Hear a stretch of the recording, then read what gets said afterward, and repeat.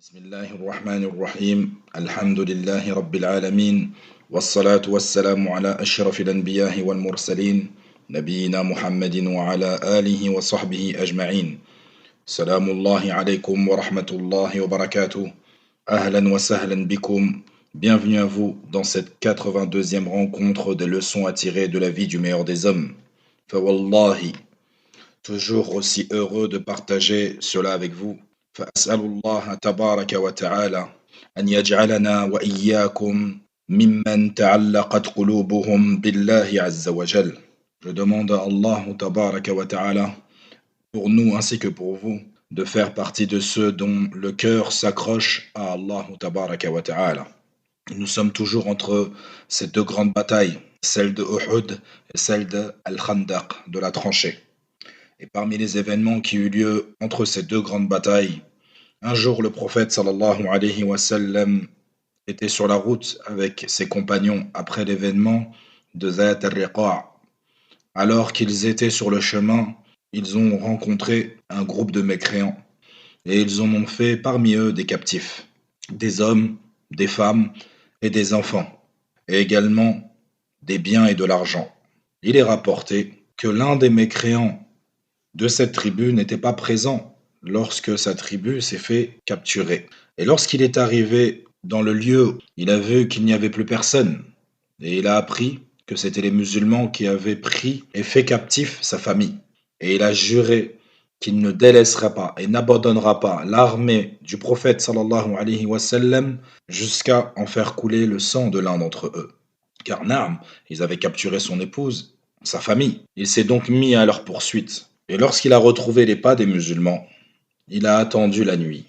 Lorsque la nuit est tombée et que les musulmans ont fait halte et se sont posés, le prophète sallallahu alayhi wa sallam demanda à ses hommes: qui parmi vous montera la garde cette nuit? Donc Naam, ils avaient l'intention de dormir, mais avec ce qui s'est passé au moment de Dhat al-Riqa', s'ils dorment tous, il peut y avoir un nouveau risque pour le prophète sallallahu alayhi wa sallam et ses compagnons. Donc il fallait que l'un d'eux reste éveillé pour surveiller le campement. C'est là que deux hommes se sont levés, un parmi les Ansar et l'autre parmi les Muhajirin. Quant au Ansari, c'est Abbad ibn Bishr. Et c'est là que le Muhajir, il lui demanda: que choisis-tu? Veux-tu rester éveillé le début de la nuit ou la fin de la nuit? Ils se levaient donc à deux. L'un surveillait la première partie de la nuit et le second la deuxième partie de la nuit. Et c'est là que Abbad ibn Bishr radiallahu anhu a dit: je surveillerai la première partie de la nuit. Et lorsque les compagnons se sont endormis et que le ciel s'est assombri et qu'il faisait bon et doux et le silence régnait, son âme a désiré se rapprocher d'Allah tabaraka wa ta'ala. Il s'est donc levé pour accomplir quoi? La prière. Et subhanallah, souvent on répète cela et ça revient souvent dans la biographie des compagnons. Lorsqu'on lit l'histoire des compagnons, on s'aperçoit que le lien qu'ils avaient avec la prière était d'une particularité, d'une excellence incommensurable. Souvent, en dehors de la foi qu'ils menaient par leurs paroles et leurs gestes, ils avaient un attachement à la prière qui était étonnant, subhanallah. Et wallahi, à travers cela, tu vois bien que c'était une des causes qui montrait la force de leur foi dans tout ce qu'ils entreprenaient. Et bien sûr, il n'y a aucune comparaison à faire avec notre époque. Subhanallah. Ils avaient toujours cette envie de se rapprocher d'Allah par la prière. Et on devrait également avoir cela. Et ils préservaient leur prière. Rappelez-vous, quand on a parlé précédemment de Abdullah ibn Unais, radiyallahu anhu, qui lorsqu'il a vu son ennemi, il a vu la dureté, la force qu'il dégageait, il s'est dit: j'ai peur d'aller au combat face à lui et d'en mourir alors que l'heure du Asr est déjà rentrée.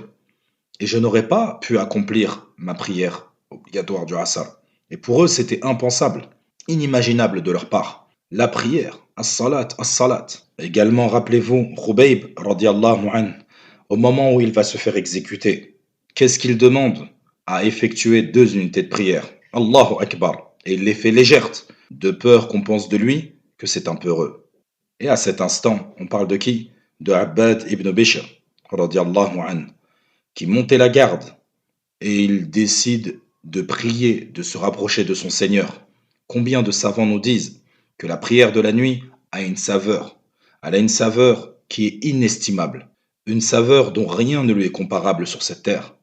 Et pour celui qui a une foi ferme, ancrée en lui, qu'il sache cette bonne nouvelle, que celui qui se lève la nuit et qui prie des prières de nuit, des anges viennent écouter sa récitation.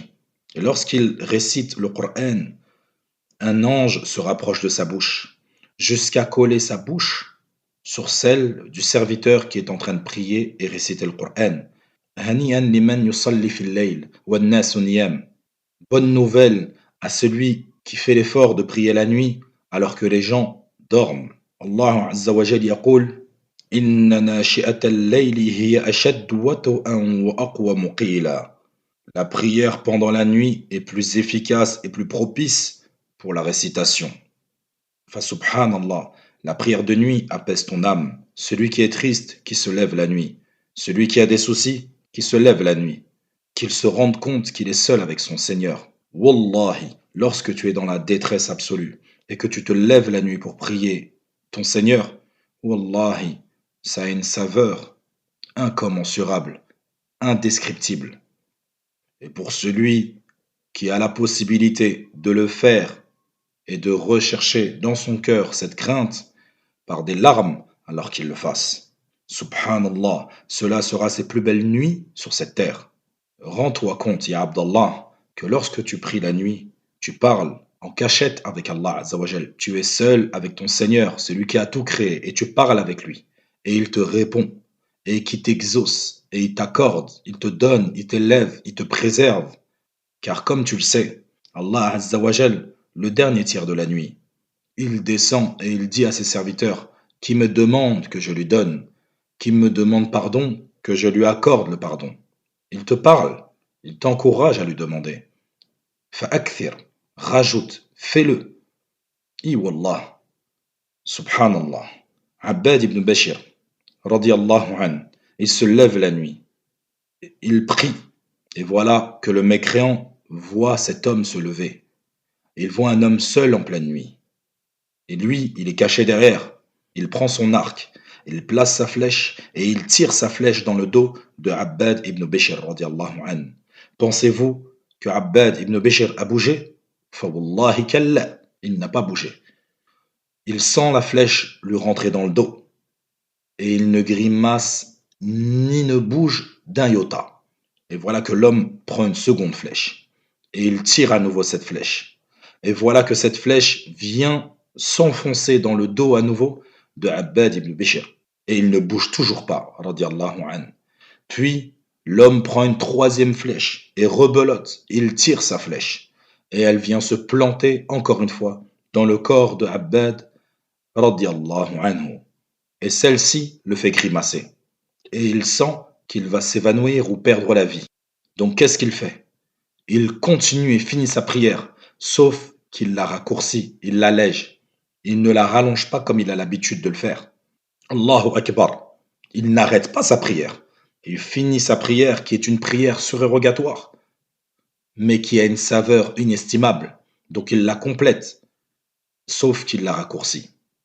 Puis lorsqu'il finit sa prière, il alla vers son compagnon qui devait lui succéder, et il le réveilla en douceur. Et l'homme qui était avec lui, il se réveilla. Il vit les flèches plantées dans le corps de Abbad ibn Bishr. Il voit le sang couler. Radiyallahu an. Et il lui dit, pourquoi ne m'as-tu pas informé?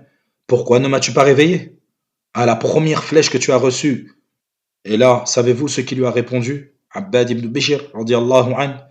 Il lui dit, Wallahi, j'étais en discussion avec Allah. Wallahi, si ce n'avait été ma crainte d'avoir un manquement dans une prière et d'en être la cause, Wallahi, la sortie de mon âme et que mon corps soit déchiqueté par des flèches, mais plus supportable et plus facile pour moi et plus acceptable pour moi que de rompre et de couper ma prière que j'ai commencé. Et là, subhanallah, n'oubliez pas, on fait référence à une prière surérogatoire et non pas d'une prière obligatoire. Quand tu penses à notre génération, l'un d'entre nous qui sera en prière, combien d'entre nous qui, lorsqu'il commence la prière, c'est là que tout ce qui concerne la dunya vient à l'esprit. Comme il est fait mention dans le livre d'Al-Jawzi, rahimahullah, Akhbar al-Hamqa wal-Mughaffilin. Il raconte l'histoire d'un homme qui avait perdu quelque chose d'important chez lui. Il est parti voir un autre homme. Il lui dit: je ne sais plus où j'ai mis telle ou telle chose. Saurais-tu où est-ce qu'elle est, ou n'aurais-tu pas vu cette chose-là? Et l'homme lui répondit: Wallahi la, je ne sais pas. Mais si tu souhaites te rappeler de l'endroit où tu as mis cette chose-là, alors accomplis 2 unités de prière. Wallahi, malheureusement, on est quasiment tous concernés. Car malheureusement, contrairement aux compagnons, combien d'entre nous, lorsqu'il rentre en prière, il l'a fait machinalement, sans réellement savourer et réaliser que lorsqu'il est en prière, il est en face de son Seigneur. Et c'est pour cela que la prière n'a pas de réel impact dans la vie de beaucoup d'entre nous, voire carrément certains commencent la prière pendant quelques semaines, puis ils arrêtent de prier. Et lorsqu'ils sont dans une difficulté, ils reprennent la prière. Et lorsque une facilité leur vient, ils l'abandonnent à nouveau. Lorsqu'ils sont occupés au travail, ils abandonnent la prière.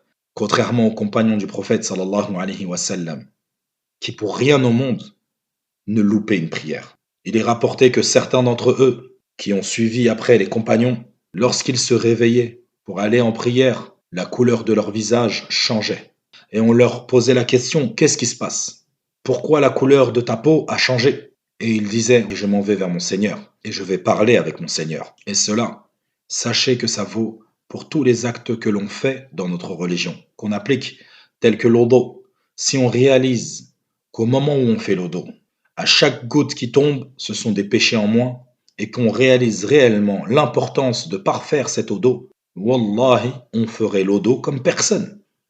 Awalan, on ne gaspillerait pas d'eau, et on le ferait avec une quantité d'eau minimum qui suffit à faire l'odo, car on sait que le but de l'odo, c'est de plaire à Allah Azza wa Jal. Et ceci est une parole du prophète sallallahu alayhi wa sallam. Lorsque l'un d'entre vous se lève pour faire l'odo, et ça, on se doit de le ressentir, d'imaginer cette situation.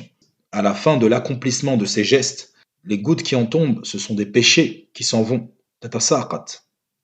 Et c'est pareil pour la prière, qu'elle soit obligatoire ou surrogatoire.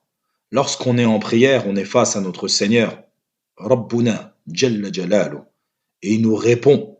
فهذا ما تيسر لي اليوم وأسأل الله تبارك وتعالى أن يزيدنا وإياكم هدى وتقى وعفافا وغنى إنه جل وعلا جواد كريم سبحان ربك عزة عما يصفون وسلام على المرسلين والحمد لله رب العالمين.